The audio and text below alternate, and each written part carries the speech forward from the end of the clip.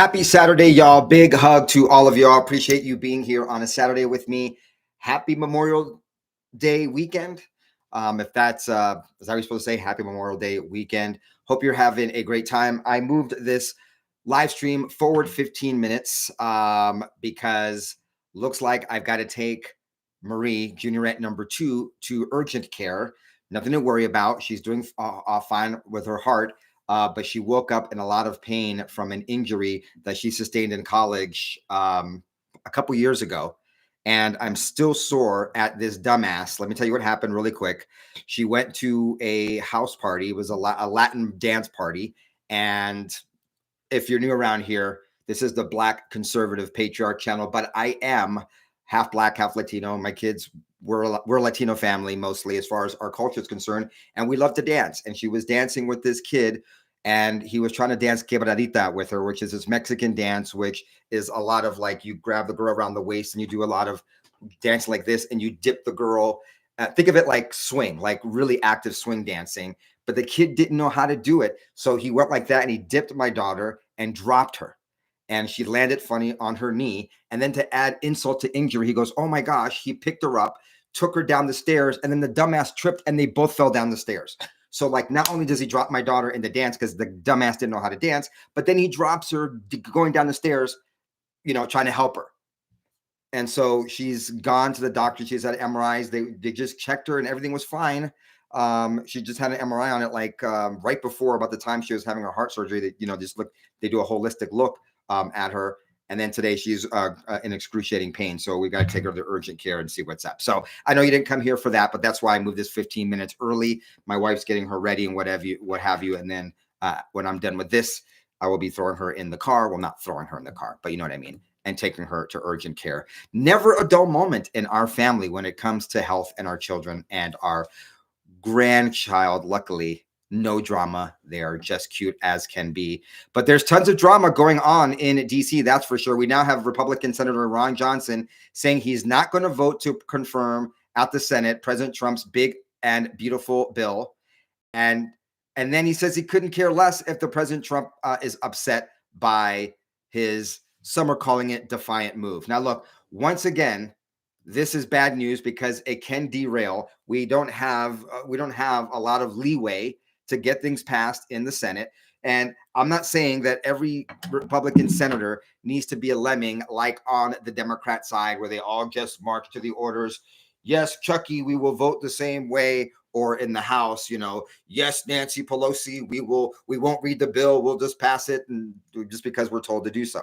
We understand that there are free-thinking individuals in the Republican Party in both houses of our legislative branch on Capitol Hill. Now, what's different here is that everything is a compromise. And I understand. Look, once again, I've said this before. I understand the issue that that people like Chip Roy and that that the senator has here on this. Ron does. But the thing is, we compromise, and this is the best compromise we can get. Now, his thing is going to be adding to the debt. He doesn't want to add debt to the children and grandchildren. But see, this would seem disingenuous because Ron Johnson has voted before for bills that add to the deficit when it wasn't Trump.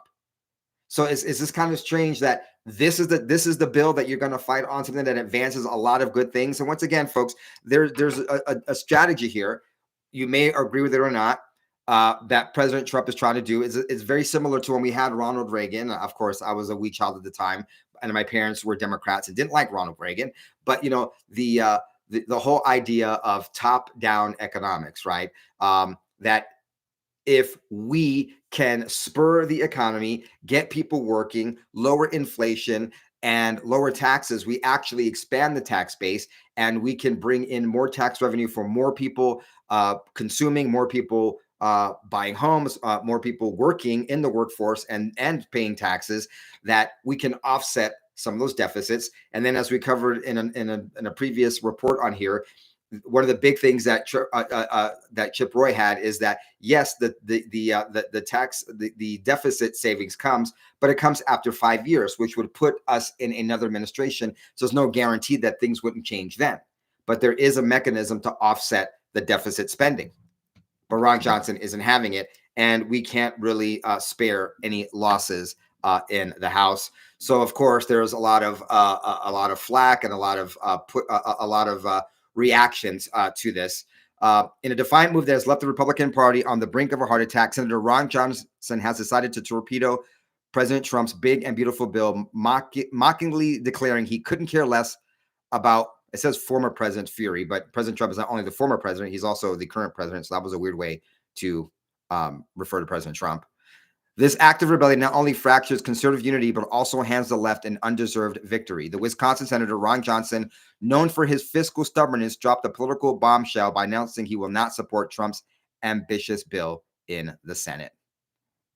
So let's not forget that it promises tax cuts, business deregulation, has a nod to traditional values, and is going to cut tax on tips, overtime, etc., Medicare changes, and a lowering of Social Security tax. I am totally with every single one of you. I want no tax on Social Security.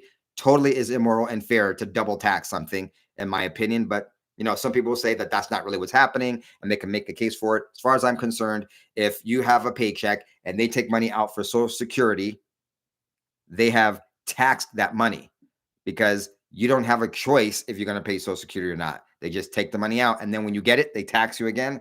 That's double taxation. However, Johnson, with a disdain bordering on the theatrical, stated that the plan is a castle in the sky that will skyrocket the deficit. Of course, Chuck E. Schumer commented, "This is a gift to us," and that's exactly what it is. And the writer here, Rafa Gomez Santos Martin, who wrote this for the Gateway Pundit Hispanic, does make a case for, as I said, the confusing track record that Johnson's voting record gives us. He's not exactly consistent. So it's very strange why he's doing this. But according to The Hill, now running over The Hill suggests that his refusal stems from strategic differences and a desire to carve out his own profile. So maybe he wants to hold it hostage to get a few things that he wants in that, which of course means it has to go back to the House, and we'll see what happens. But the Republican base is erupting, saying that Johnson has betrayed Trump and is handing the country to the socialists. He's also accused of dancing to the tune of the woke left. So once again, the internal division between the Republicans doesn't help us. Corey Stock, please do research on hyperbaric chamber oxygen therapy, so that many good things from its research. YouTube, it helps your body heal itself. Thank you. Actually, we are familiar with that. There's also acupuncture. There's all kinds of things in chiropractic. There's lots of things that can help my daughter. I'll be honest, when it comes to our household, there are certain things I manage and certain things that my wife manages, and my wife manages even for our adult children, because my adult children are young adult children. She's 21 years old, my daughter, Marie. So she's in charge of that. But they did do some sort of, I think that's what it is. They did some sort of, they did some similar with, they did some sort of freezing, like, what's that called? Cryogenics or something like that. And that helped her a couple years ago, but they're looking for a permanent fix to this, not just a Band-Aid. So thank you, Corey Stock. Thank you, Corky Stock. Thank you for that. And thank you for the super chat. And so we continue here. But that's not it, folks. That's not it. Let's stay with what's going on Capitol Hill on the Senate side. Democrat Senator Dick Durbin is going to be halting confirmation for not just the current nominee for U.S. attorney, a Trump nominee, but he signaling that he's going to try to put a hold on all of Trump's U.S. attorney nominees. And why he's doing it? Revenge against Vance. Dick Durbin, the ranking member in the Senate Judiciary Committee, announced he is halting the confirmation of Trump U.S. attorney nominee for the Southern District of Florida. And he blames VP J.D. Vance as he announces he's putting on hold the nomination of Jason Redding Quinones. Quote, because of then Senator J.D. Vance holding up U.S. attorney nominations during the Biden administration, there is now a new precedent for roll call votes on the floor for confirming U.S. attorney nominees, Durbin has issued in a statement. Quote, as I've said time and time again, there cannot be one, check this out. He actually put this in a statement with all seriousness. And when I read this to you, You will all fall on the floor laughing at the irony, hypocrisy, and absolute ridiculousness of this statement. But this is what Dick Durbin said, quote, "As I've said time and time again, there cannot be one set of rules for Republicans and another set for Democrats. As we have seen time and time again, the Democrats get away with murder, literally murder, and no pushback, not even from, forget no pushback from their own, but not even any pushback from rhinos and Republicans in DC. But President Trump sneezes and all of a sudden tissues are a crime. It's absolutely ridiculous what's going on over there. And for the Dick Durbin to say that, of course, it's a soundbite, and dumbasses on the left will eat it up as if it was a pure doctrine. Absolute ridiculousness. So this goes back and forth. Now, what's interesting is this is the first time that let me give you the full background. This is what Senate Judiciary Chairman Chuck Grassley said about Durbin's attacks. Make no mistake, the precedent the ranking member claims then Senator Vance set does not exist. Vance's holds were limited to a small number of U.S. attorney nominees in the latter half of the Biden administration. But Dick Durbin is placing, quote, a blanket hold on all U.S. attorney nominees before the Trump administration has filled even a single one of the 93 attorneys' offices will constitute an aggressive, unprecedented attack on the American criminal justice system. So J.D. Vance did this toward the last part of Biden's thing because of what was going on with all of the lawfare, and it wasn't a blanket thing that Dick Durbin is trying to do on all of President Trump's nominees, not just Quinones from Florida, but all the upcoming ones. Once again, I absolutely to say that I have a disdain for DC would be putting it lightly. Folks, if you haven't done so yet, do me a huge solid, hit that like button. That's the biggest thing you can do to help me right now is hit that like button. Also hit the notification bell. And if you haven't done so, if you happen to be the 2% of the people that are allowed to watch my videos that aren't already subscribed, go ahead and hit the subscribe button. Actually, do this. Make sure you're still actually subscribed. Isn't that funny? Sometimes people just find themselves unsubscribed from this channel. So things continue to go back and forth there. So we see that President Trump, once again, he's fighting people on all sides.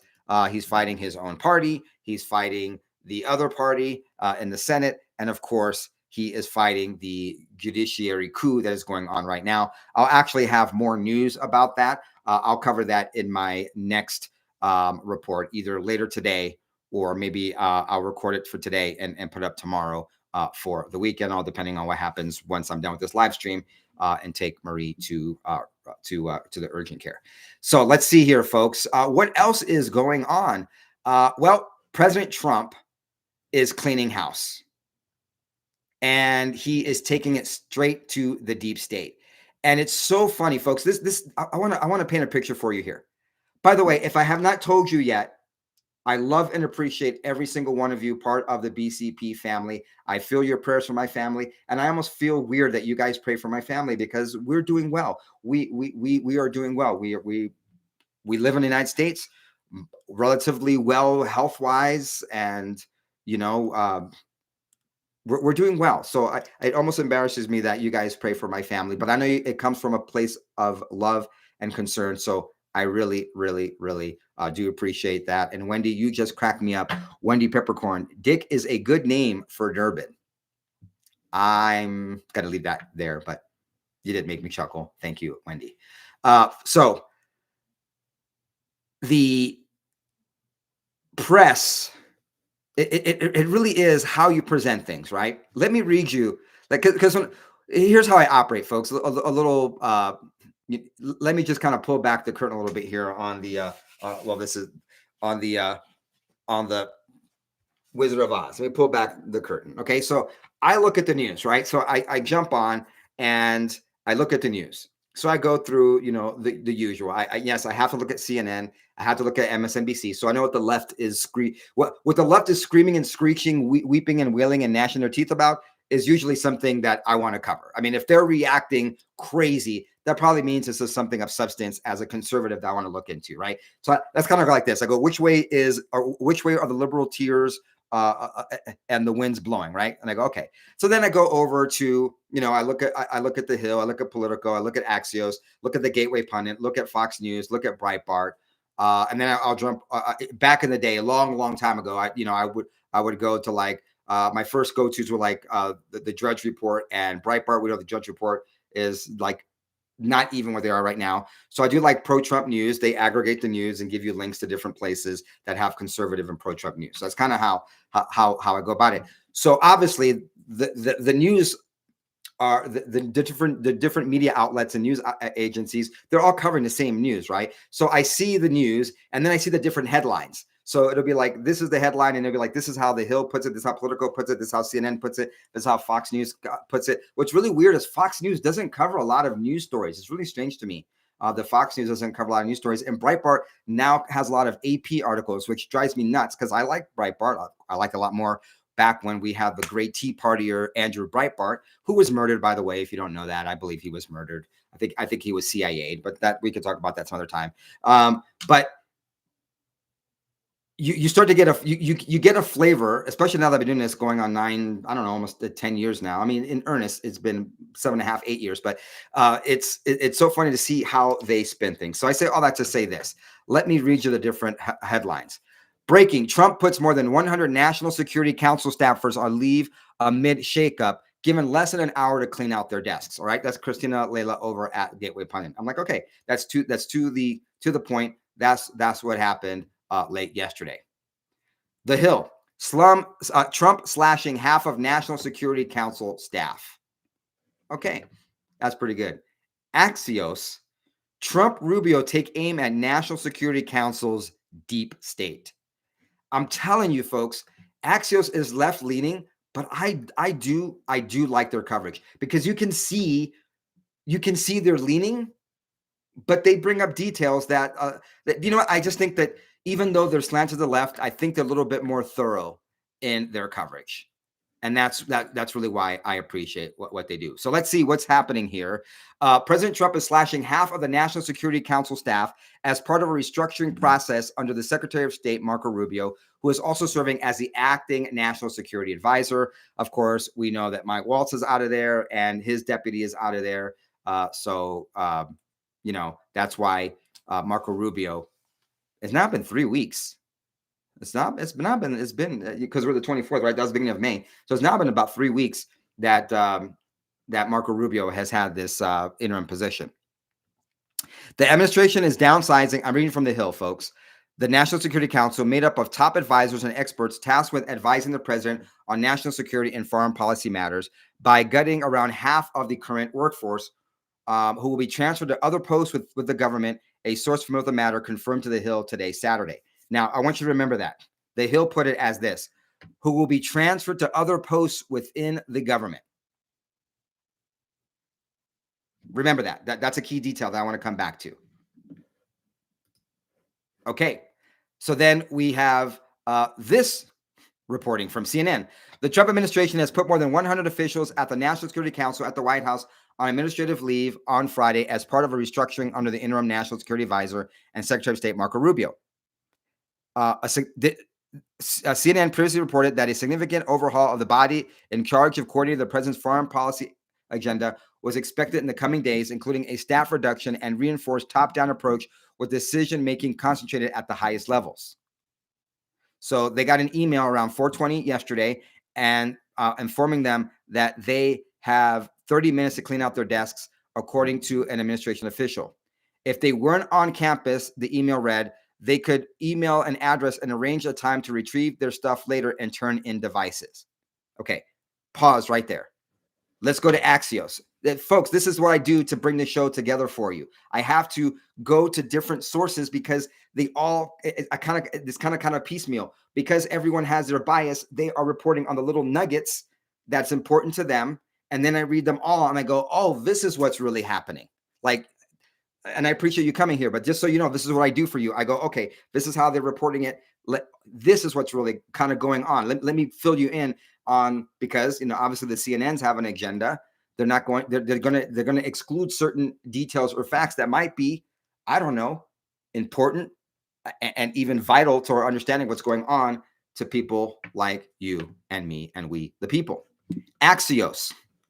Trump's White House sees the NSC as notoriously bureaucratic, filled with longtime officials who don't share the president's vision. Folks, that's Axios. That's left-leaning, and that's accurate.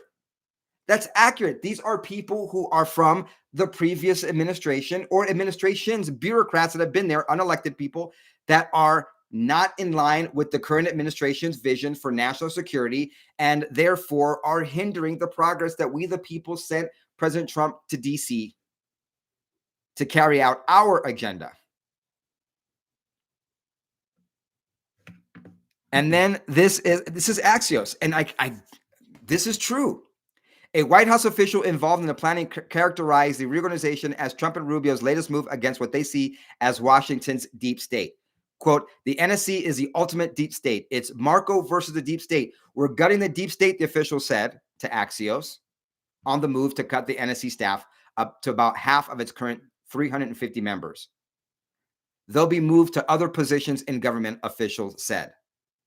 Okay, now here's let me go back to CNN. I'm jumping around because this is what caught my attention.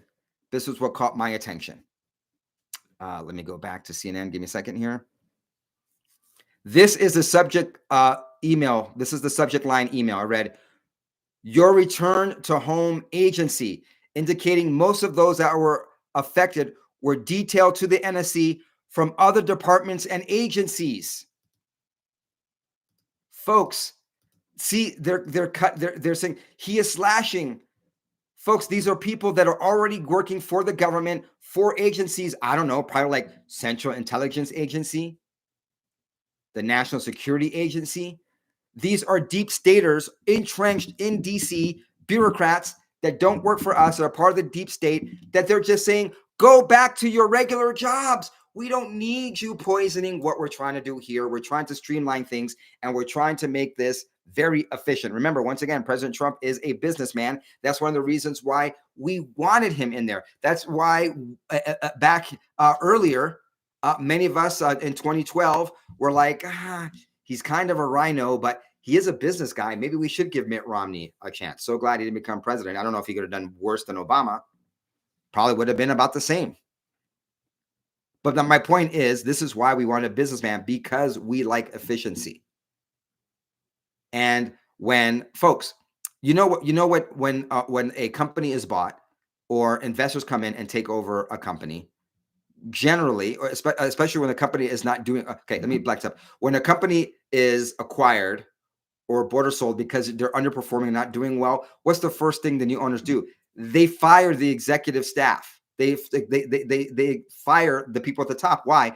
Because the people at the top were doing a good job. They wouldn't be in the mess they're in, which was the reason why that company was acquired or bought in the first place. I'm talking about these type of acquisitions where they're going in to restructure it. So if Biden's national security people were doing such a great job, look at Afghanistan, look at all the crazy things that have happened because of, some would say the inefficient or bad decision making of the Biden people. Those decisions were made on purpose because their agenda was not America first or Americans first. Those things they did were by design for their agenda, not ours. So what conclusion can we draw here? Well, the only conclusion we can draw here is that Axios is right, that President Trump is taking aim at the National Security Council's deep state and sending those people back to their government jobs where they're already at. These aren't a whole bunch of people losing their jobs. These are plants and people working from the inside to take care of Washington and globalist interests that have no place in a Trump national security apparatus. And that's great news, folks. Kind of surprised it took this long. But once again, there's so many things going on in DC. They have limited staff. They have limited folks. And also, I guess it would take 3 weeks to figure out who is who. That would take time, right? That would take time for the new administration. It's not like President Trump's been there for a year already. They're still fairly new. 120 days or whatever it is, the 4 or 5 months into this deal. So I guess we're going to the 5th month, right? Because it's May, February, March, April, May. So 4 months and a few days. So it takes some time. So President Trump is trying to drain the swamp. And the first place he can drain the swamp, look, let's be realistic here, folks. President Trump is not going to drain the swamp in the legislative part of DC. That's not going to happen. I mean, look how deep the swamp is just on the Republican side in both houses of our legislative branch. He can't do that, but he can make a sizable dent in draining the swamp from the executive branch, which is what he's doing. Bravo, President Trump. Keep it up. We the people support you. Okay, you will may be surprised what we just got from Supreme Court Chief Justice John Roberts. He has temporarily halted orders requiring DOGE to comply with FOIA requests and other discovery. Let's break this down. This is actually surprising to me. My bad. I thought that everything just about that Justice Roberts was going to do was going to hinder us. Now, I'm not saying that I'm suspicious, but I'm always suspicious when it comes to Justice Roberts. I don't know. Maybe it's just me, but I have this, I don't know. People who go to islands where very pervy, age inappropriate activities take place, I generally don't trust those types of people. I really need to do a deep dive for bcpextras.com on John Roberts. I don't think a lot of people know. You know, about adoptions and other little tidbits about John Roberts. How he flipped what made him flip so quickly from being a conservative justice to signing off on Obamacare as a tax? Wasn't that a flip-flop? There's got to be some kind of story behind that. Let me know if you want me to cover that. If I do, it wouldn't be on here. It'd be over at bcpextras.com. But still, let me know if you'd like me to cover that. So my bad in saying that perhaps everything or mostly everything that was going to come from Justice Roberts was going to be negative. This one's actually pretty interesting. So in March, a federal judge said that DOGE is wielding an unprecedented power and ordered the release of the operations records. Quote, U.S. District Judge Christopher Cooper said the vast and unprecedented authority of DOGE, and let's not forget, DOGE was formerly the U.S. Digital Service, combined with its unusual secrecy, warrant the urgent release of its internal documents under FOIA or Freedom of Information Act requests. Okay? This is what Politico had reported. Watchdog group Citizens for Responsibility and Ethics in Washington, CREW, filed 3 FOIAs with the OMB, the Office of Management and Budget, and DOGE seeking documents. So back in March, a U.S. District Judge, Christopher Cooper, no surprise, an Obama appointee, agreed with the plaintiff suing DOGE and said Musk's operation is covered by FOIA. But when it comes to 2 of these 3 FOIA requests, Roberts issued an administrative stay. Quote, Chief Justice Roberts, this is coming from CBS News, temporarily halted Friday lower court orders that required the White House's Department of Government Efficiency to turn over information to a government watchdog group as part of a lawsuit that tests whether President Trump's cost-cutting task force has to comply with federal public records law. Roberts issued a temporary administrative stay. For some reason, my mouth wanted to say administrative stay of 2 orders entered by a federal district court in D.C., which directed DOGE to turn over records related to its operations and personnel and required its acting administrator, Amy Gleason, to sit for a deposition. The Chief Justice order allows the Supreme Court more time to consider the Trump administration's request for emergency relief, which was filed with the High Court earlier this week. Deadline set by the district judge required DOGE to turn over documents by June 3rd and for Gleason's deposition to be completed by June 13th. So I wonder what's going on here, folks. I don't have much analysis here, but let's look at what could be going on here. President Trump, first of all, the good thing is that President Trump asked for this emergency stay, and it was granted within the week. So that's good news. We can see that even Justice Roberts isn't completely ignoring legitimate concerns by the Trump administration. I think we can only see that as good news. Now, I don't know the ins and outs of FOIA requests, but it seems like if DOGE, remember, Elon Musk and these people are they're special employees, so maybe they're not subject to it, but they took over the digital services, which would have been. So maybe it's just a legal question where they have to actually weigh out if they are subject to FOIA requests because digital services was taken over. But we also have Elon Musk and others acting essentially as special government employees appointed by President Trump. So there might be a legal question there. The good news here being that Roberts quickly responded to President Trump and his administration's request to look this over. And once again, this is administrative stay. So let's see what happens going forward. All right. And I wanted to keep this all about Trump news. So let me just end by saying that DOGE chief Elon Musk says he's back to spending 24/7 at work, and he's super focused on troubled X and Tesla. So let me just say that we probably are not going to hear much from the left about DOGE and Elon Musk. In other words, I don't suspect we're going to hear much more screeching, weeping, wailing, and gnashing of teeth from the Democrats over Elon Musk specifically. They're still going to hate what DOGE has found, but with Elon Musk, not really an active role right now in that, they're probably going to take their foot off the throttle on the consistent attacks against Elon Musk, because maybe they're doing other things. I don't know if you know, but Twitter had they had major issues this week with servers being down and what have you. Timing is always very interesting to me.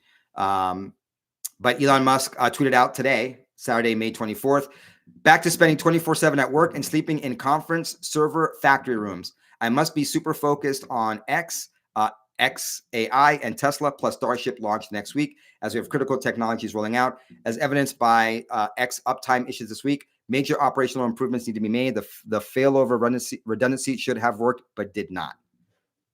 One of the most transparent CEOs out there as well, saying, hey, things aren't working. So I need to be back at the helm. And so he's going to be sleeping in conference rooms, servers, and factory rooms. He's known for doing that, for staying, just living at the office. And I can understand that because I live in my office too. Well, I have a home office, so I guess it doesn't count. Love and appreciate you folks. Let me take care of my daughter, and I will be back. Expect several reports from me over this Memorial Day weekend. I will be working. I will be bringing you the latest news. Others may take time off. I won't.